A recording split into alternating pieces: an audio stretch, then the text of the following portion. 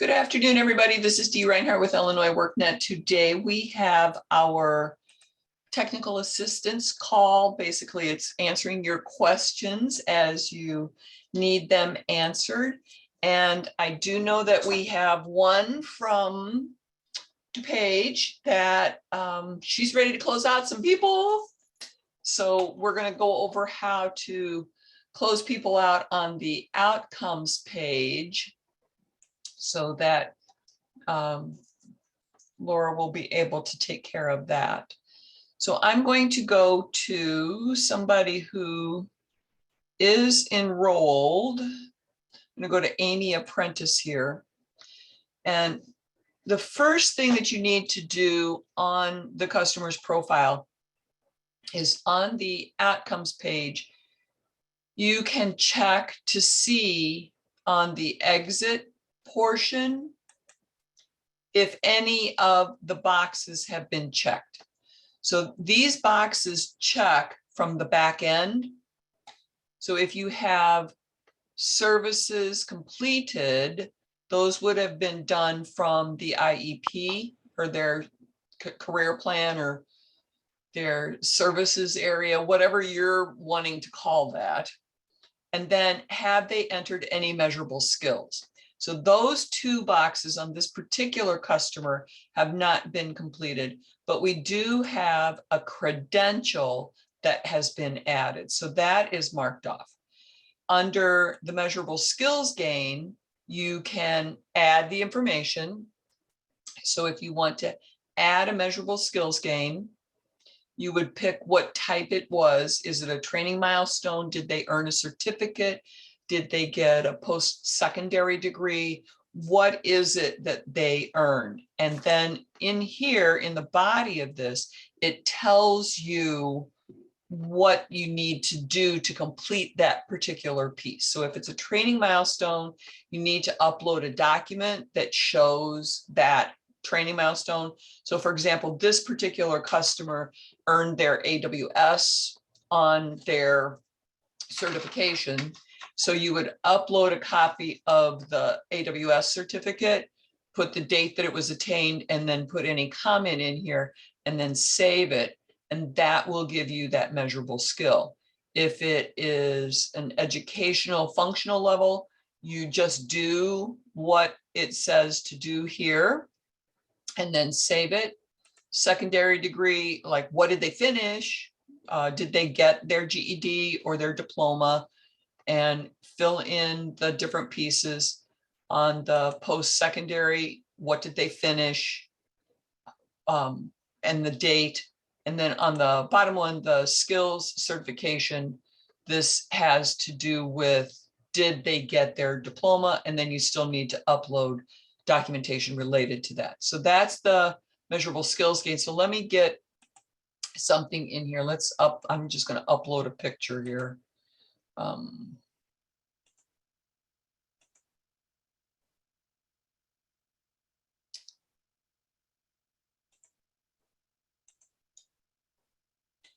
And then this will be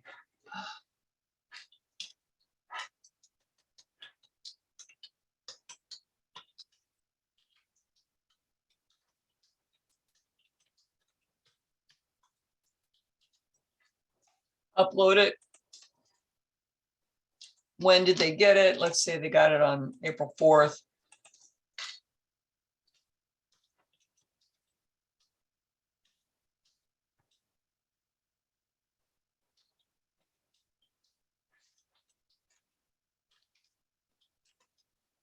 And then save it. Then if we go back down to the exit, you'll see that the measurable skill gain is checked out here. So it's grayed out, it's done. And all you have to do is from this services tab or from their career plan, you have to go in and make sure that all of the steps are either finished or deleted. So that if you have the OJT and they never did it, you're going to delete that. If they have a wrap and they never did it, you're going to delete that. So if they have a step that has been started, it needs to have some sort of completion. It doesn't have to be successful. It just has to be marked as completed. So it can be an unsuccessful completion or a successful completion. Now I got something in the chat over here. Let's see what that says.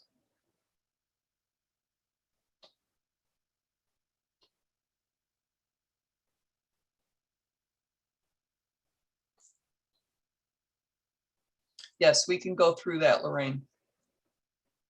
Okay. So then if I were to remove these two services right here,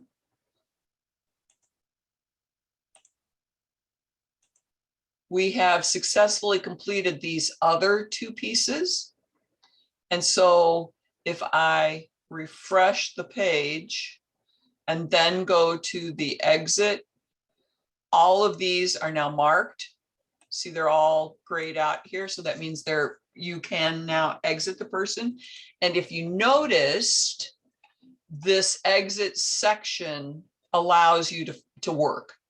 So for the school status, this is something that is required with a couple of other programs that are also WIOA related.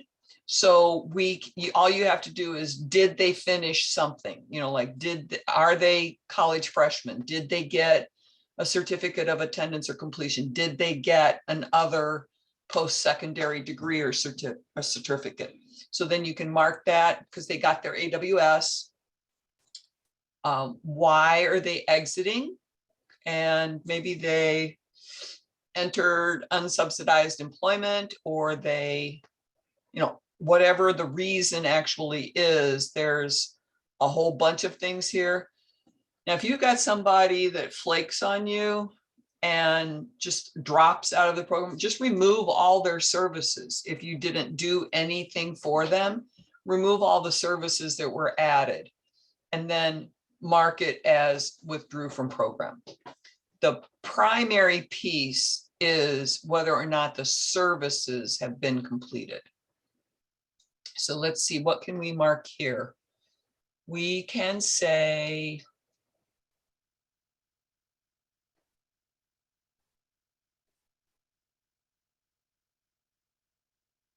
how about entered training related employment?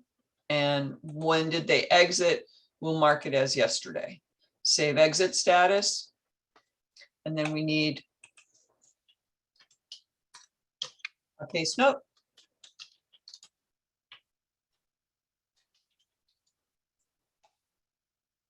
Come on, keep up with me here.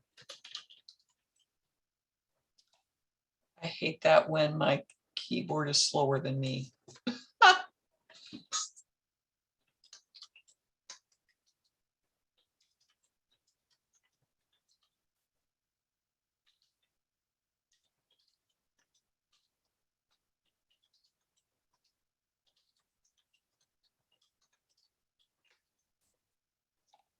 And then you can save it as a case note, or you can send it as a message and save it as a case note. So, Laura, did that answer all your questions?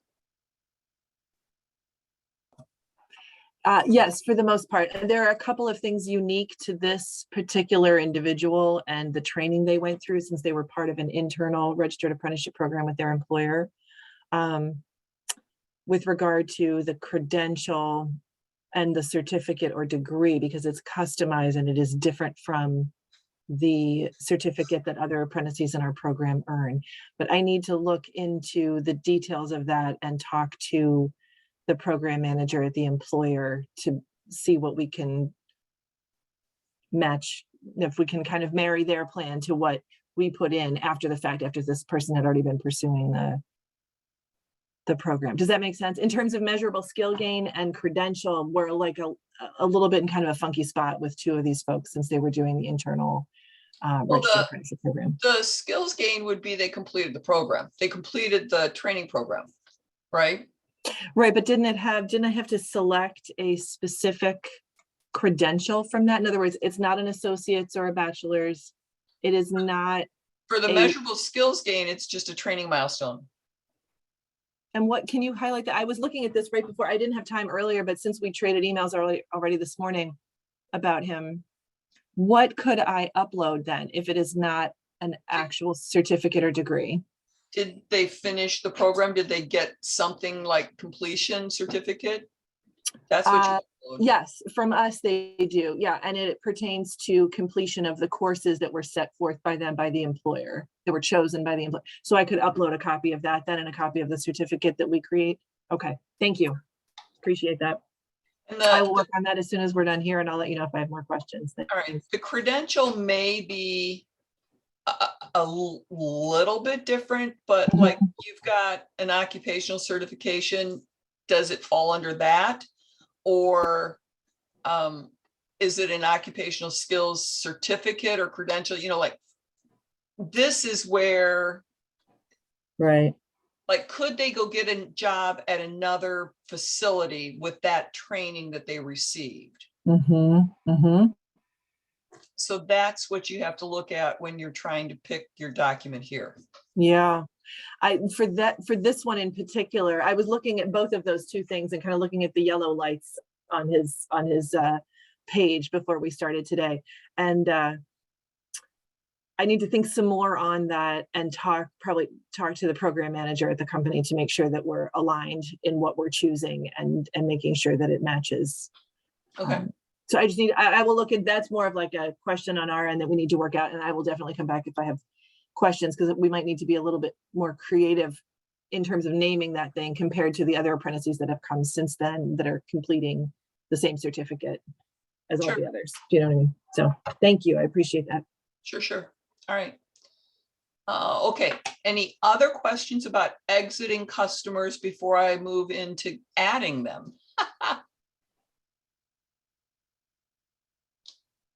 No. Actually, Dee, can I ask one additional question? I don't know. You may have used your limit. I'll wait till next time. No, but there's a question down below, and I again was just doing this before we hopped on today. With entering employment information, if you can scroll down a little bit, since this is an apprentice, they're already employed. Do I need to add anything in here? The employment from the application is not supposed to be in here. This is gaining employment based upon their achievement of whatever. So if this employment was on there when the application happened, then it won't show, and then you wouldn't add any. So we don't add it. Okay, good. I was hoping you would say, because nothing's showing up in this person's profile, nor should it be, right, in this section, right? I just wanted to make sure that that's correct, and I should not be adding anything. The other option is, did the person get a promotion based on completing that training? Not yet that I know of, but I can check. All right, that could be an opportunity. We probably Chase, Lorraine, we probably need to talk to Patrick and John and find out if that is something that they want to get added there. If it's promotion. Looks like Lorraine says okay. Telling me okay, she'll check with Patrick. But in the case that let's say there isn't one, because we'll have a few of these coming up soon. If there isn't one yet, but we're needing to close this out, the system would allow us to close this out without entering something into this section? Yes. Okay, gotcha. I didn't see it showing up as something that was required, but again, I haven't gone through all the steps yet, so I wasn't sure if it would kick me out. Thank you. Right. Now on the performance, it gets reported to WIPS, the quarterly performance, it gets reported WIPS. There is a piece for, they track employment and wages and stuff on the second and fourth quarter after exit. So that's one of the things that we need to find out. Do we need to add that employment that they ended the program with on here? Let me Okay. Lorraine, are you going to ask that question to Patrick?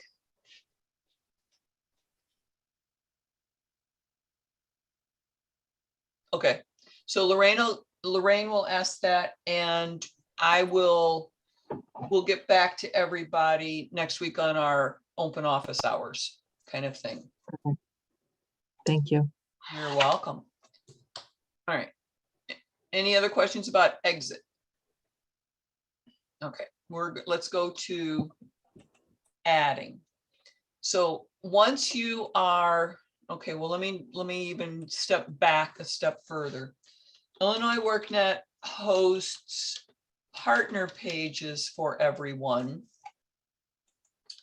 And this is the Apprenticeship Illinois Partner Guide. And within here, we have all of our training videos. We have our full list of resources that have instructions. We have our calendar of events. I'm a week behind here. Then we have what we talked about in our training videos. We have a link to the YouTube.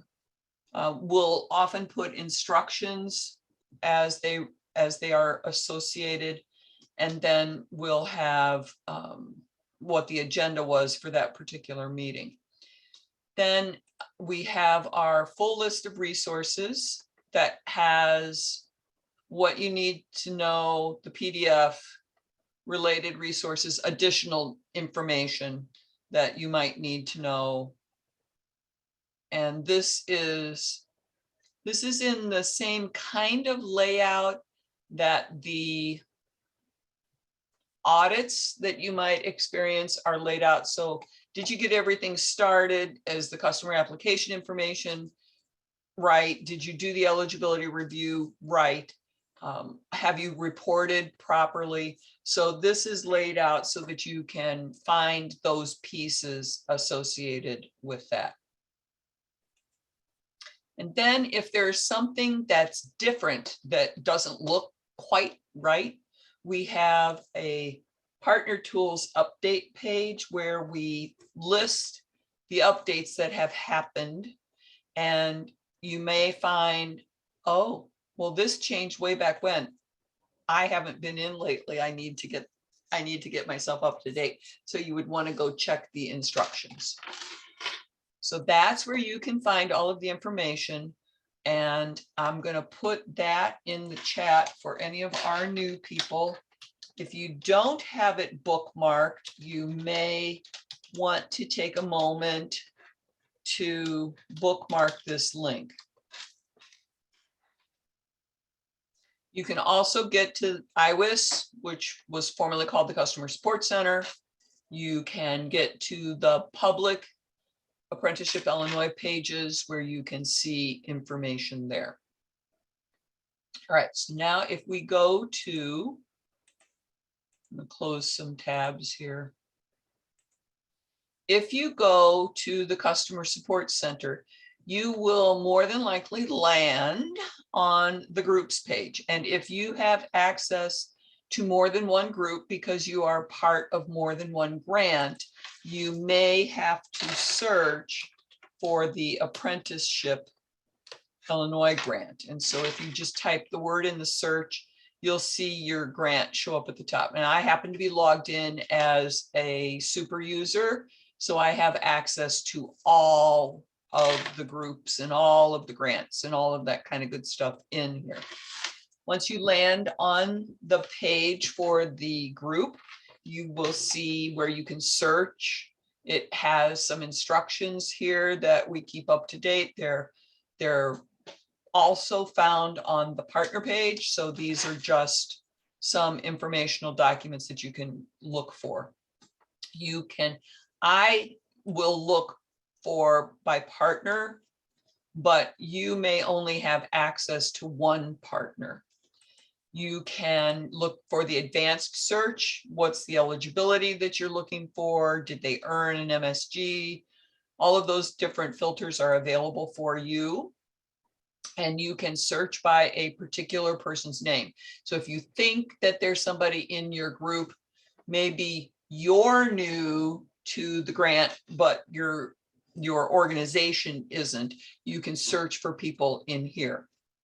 Now, if you want to add a customer from scratch, you just click on this blue Add Customer button, and we'll put in some information here, first name, and I'm going to combine some names here.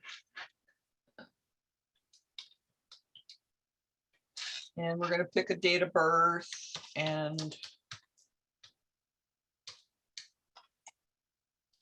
email address. We do have an option coming once the navigator tools are done where we won't have to add an email address. There will be a box that you can mark, and it will put in a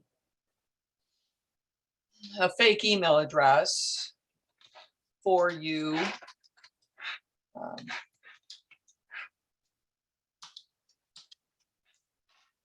And then you can, as the provider, you can help that customer get a new email address if they need that. Social security numbers are required for this system. Let me look. I have a running tally of who I'm using. There was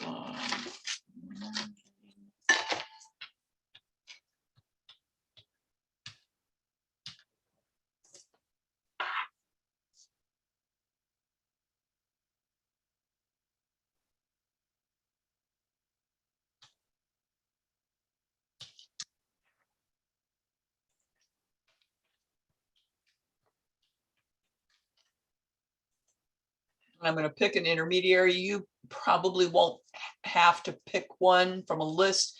You will probably just see one. And then we're going to put in a zip code, and we're going to search for an existing customer. And what this does is it searches the database to see if somebody is already in the system. If they are, then it will tell you that the password is null. That means that the customer already has an account in Illinois WorkNet, and you will need to, once you get them added, you will need to probably reset their password for them. I can show you that. This created a new account for this particular customer, and so you would note this down for that customer. It is their last name and then the 6-digit birth date that they have. So I had done 0101 of 2000, so it's 010100. Now you can, if you trust the person's skills, send the link for the initial application to the customer, or you can take a few moments to complete the application with the customer. It really doesn't take very long at all. We simplified the process very, very extremely at the beginning of this whole trip. So we're going to complete the application right now. If you don't want to complete the application, you can move on and add an additional customer. We're going to agree to the terms. We're going to start the application. You have some situations that need to be addressed. In some of these situations, it may help them become co-enrolled with WIOA. If they don't have any of the co-enrollment type situations, they would be eligible for the apprenticeship grant without the co-enrollment aspect of it. So I'm gonna just put on here, I live in a high poverty area and I am a veteran or qualified spouse. And then I'm gonna save and go to next page. What's their highest level of education? They got their diploma. Save and go to next page. What's their current employment status? If you pick one of the ones that says employed or unemployed, you will be asked to enter at least one job. And so where Laura was saying he was already employed and we just added him to the program, that's where you would put that employment for that, where they're coming to you as employed. So I'm going to put this as I have never worked before. I'm going to save and go to next page. And as you can see, there's a thing across the top here, a progress bar across the top to let you know what's going on with that. We can enter a street address, and just for my purposes, I just enter the social security number that I entered again, and we're going to put Homewood on here, Illinois. I know that's probably not the right zip code. I'm also going to put the phone number as the social security number that I used, although you would be entering proper information. Gender at birth, this person was born male. Now we do have a prefer not to answer, and we are, Laura, I think you had this question earlier. We are making an update on this so that there is a preferred not to answer. The challenge becomes if they are to receive federal funding, and this has been discussed several weeks in a row, because this is federal funding, they may have to answer this, are you registered with Selective Service? We are considering changing that language to, are you compliant with Selective Service requirements?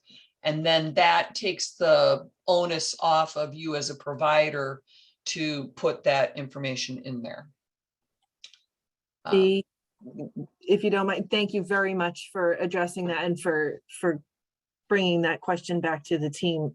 This is in particular an issue for one of our participants. Do you have any sense of the timeline for making that change? No, okay, I don't, gotcha. because they still haven't made a decision of what they want the language to actually be. And this week, tomorrow and Friday is the WIOA Summit. And I think that everybody is involved in that. So I think our meeting tomorrow is going to be canceled. Sure. In that case, in this customer's situation, I have not finished their enrollment because of this item. And I can't unless either that is changed or I go back to the customer and say, you need to change your answer in order to get through this question. What would you, in this case, it's been kind of in limbo for several months. What would you recommend we do? Go back to the customer to get it enrolled, or give it a chance and wait? They will not be, I won't be exiting this person for at least about a year. So, but I don't know what's ideal in terms of having them enrolled. You can't provide services because you don't know if they would be eligible otherwise, right? Or do you? I do. Would they be eligible without these answers? Yes. In other words, if the question was compliant, right, then I know that the answer would be yes, absolutely. I honestly think that you need to send another email to ask, how should you proceed? Okay. Should I include the? Because I can't, I have no authority to tell you one way or another. Gotcha. Okay. Who should I can include we have kind of a long thread at this point of back and forth over it from the last few months. Should I include that, and who should I send that to? My suggestion would be to start fresh. Start a fresh email. Include, so would this be a 2019 grantee or would this be a 2021 grantee? I'm sorry, program year. 2019. All right, so then include Lorraine and Patrick, and just copy me on it just so that I know. Okay. Thank you. Sure. I'm really running overboard with my questions for you today. I'll Thank you. let you. I'll let you. I appreciate that. Okay, so then from the initial information that we got, we know that the date of birth is this.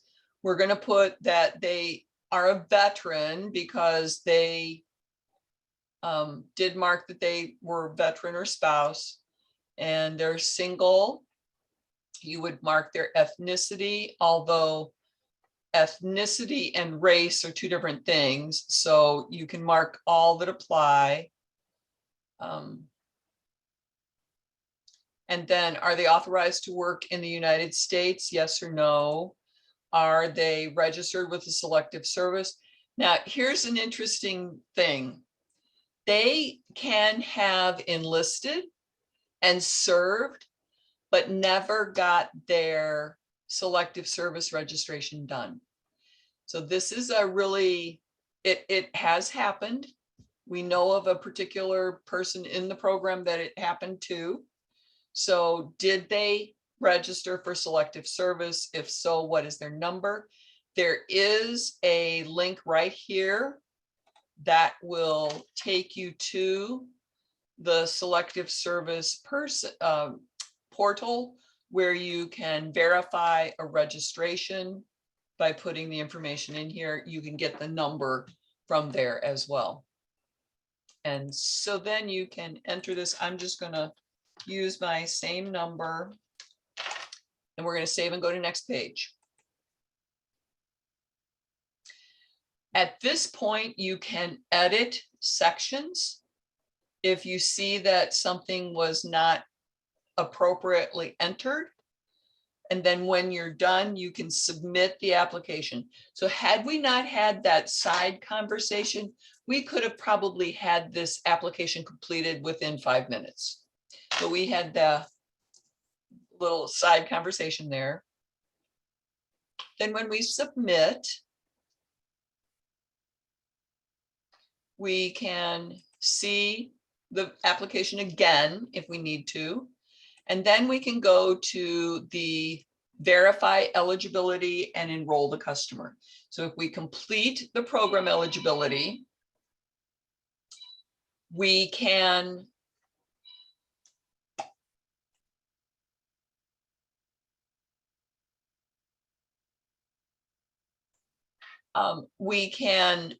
look at the eligibility determination here. And then on here, you just have to pick the documents that you are using to verify their eligibility, and then upload those appropriately redacted documents to the upload section of their profile. And the only reason I suggest that is in case of fire or flood, paper files are not, online storage is not as easily damaged as paper files are. So you can pick a driver's license, maybe this is a birth certificate. We have their social. And what did you see? So we have a full list of items that you can choose from. Are they registered? We went online. We got the ss.gov. Are they authorized to work in the United States? So we got a birth certificate with place of birth. Save and go to next tab. Any, uh-oh.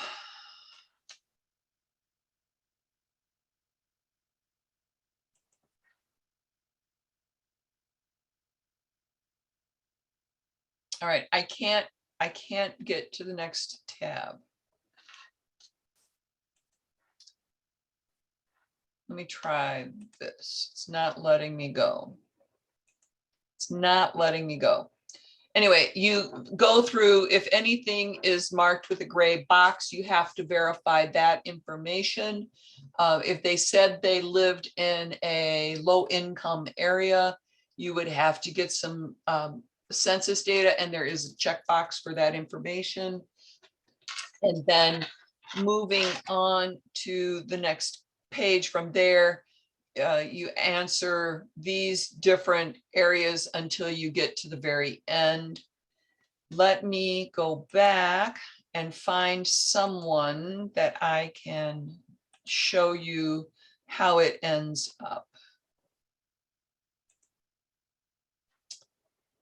So once the customer is verified and eligible, let's see if I can get, oh, it's all of it. Interesting. So on here, we verified, we can get the WIOA definition of family. We can get a list of income exclusions. We can check the census here if they check the box that says, I live in a high poverty area. Then on the financial, wait, that was financial. On the employment, oh my. On the employment, it lets you talk about what they, their employment that they had listed. Let's go to the other. We have a checkbox here and we had to verify there. So we're going to save and return later. And then once you have all of this information, there is an eligibility form that must be signed by the career planner and the participant. And this can be uploaded as well, but you do at minimum have to have a paper copy for the file. And then when they're done, you can return to the intake review and actually complete the enrollment. One piece that is going to be started, I think Cody said next week, we are going to have an option here where you will select which grant. If you are a multi-year grantee, it will allow you to select which grant you are enrolling this customer in. So if you have a 2019 grant and a 2021 grant, you will pick which grant. If you only have a 2021 grant, you'll just pick the 2021 grant. Then when you're done with that, you would go to the career plan. You can go to this next piece down here, step 3, and you have provided the customer with some information on how to access their career plan. You would mark this. Then you can go to the customer's career plan. Each Apprenticeship Illinois person who has been enrolled will have one goal added to their profile, and it is participating in the apprenticeship program. And the one service that is always pre-populated is to complete an IEP with the customer. So that you can do on that first day, set up their plan and then work from there.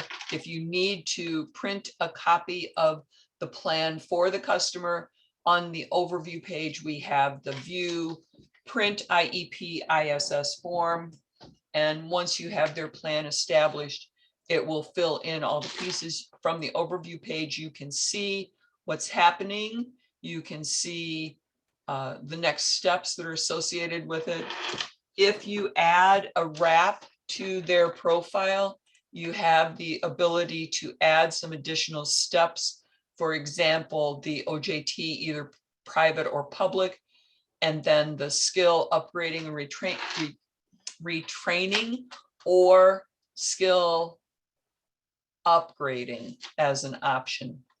And then you do on a wrap, you do need, do I have it down here?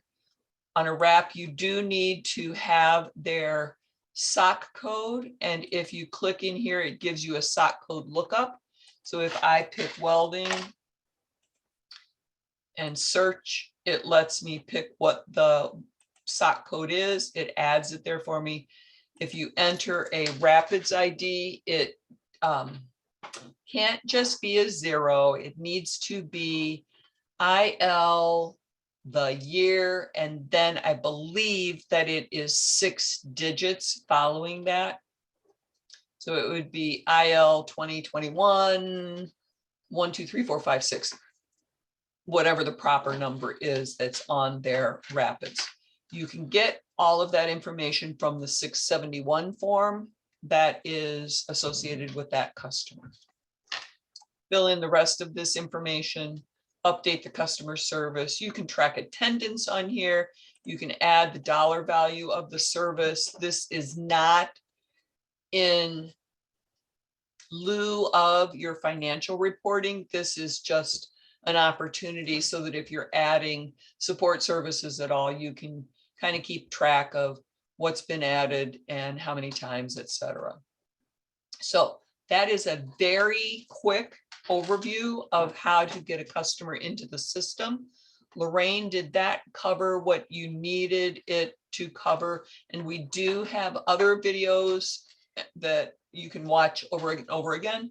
And we do have the written instructions that you can read.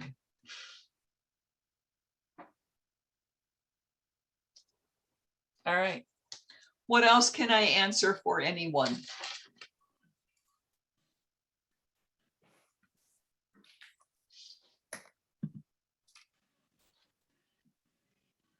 Kathy, you look so intent today. I am. This has been incredibly detailed, but very, very helpful. And Good. I'm learning just as much from questions. So thanks, Laura. Good, good. Oh, and just for any new grantees, we do have a 30-minute timeout notification, so that if you're on one of these pages and it gives you the timeout warning, you get a 5-minute warning.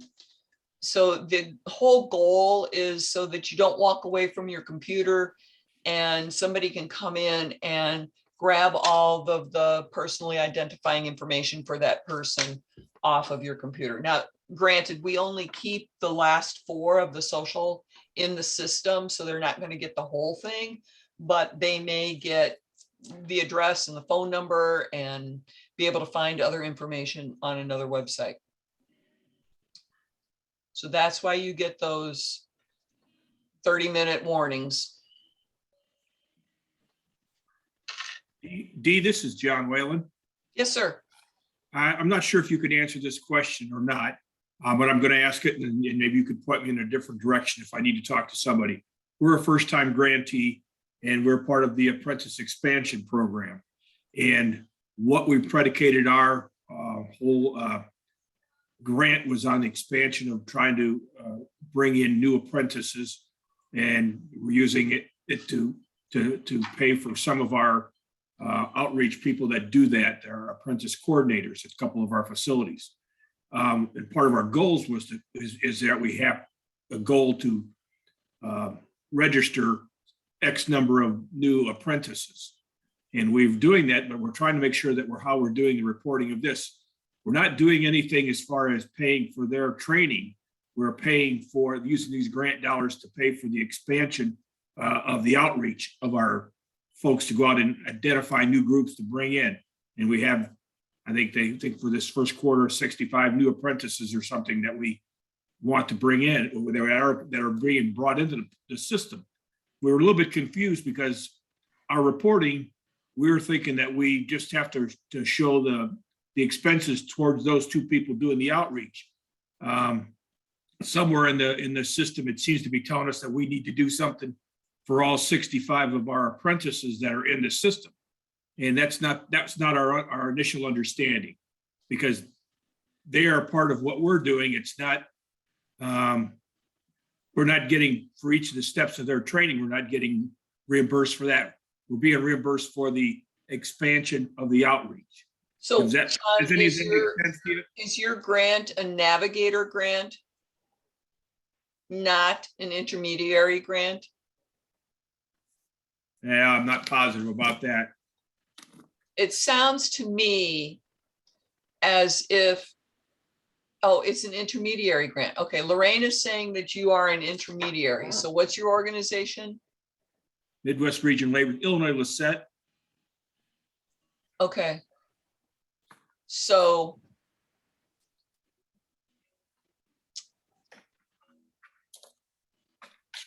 Lorraine, or if Chase is with you, are they going to be reporting their people as OII?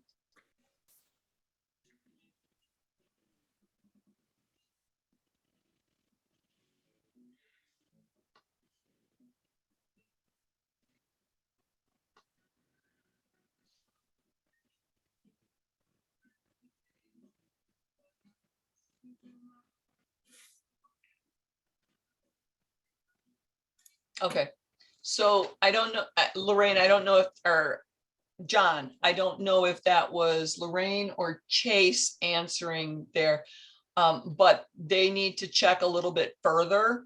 So why don't you try to reach out and have a conversation with Lorraine or Chase? Are you, Well, you're a we had a 2021 grantee, correct? Yes, we just got it here in January, yes. Okay, so Chase would be Chase Martin would be your primary Yes. point of contact. We've had some discussion, but I'm not sure that we were clear on what our real question was, because that's what I was trying to make clarification, because I was on the call this morning. We had a little bit about it. So that's what I wanted to try to bring up for some more discussion. So yes, Okay, we'll keep following up with them on that. okay. And then if you need, I will post this recording later today or tomorrow. And so that, this will be there along with the other training videos. So if you need to do the intermediary stuff, it's here for you to learn. If it's the OII, which is the other impacted individuals, there is a recording about that as well. And I can cover that next week on the recording or on the TA session if you need to go over that. So between now and next Wednesday, let's see if we can figure out what you got to do. Sounds good. I know we're trying to make sure we didn't miss the deadline. We have the certain information, but we thought there might be more than we were prepared to provide. So that would be taking longer to do that. So yes. Okay. Thank you. So make sure that you reach out to Chase. Will do. All righty. Any other questions?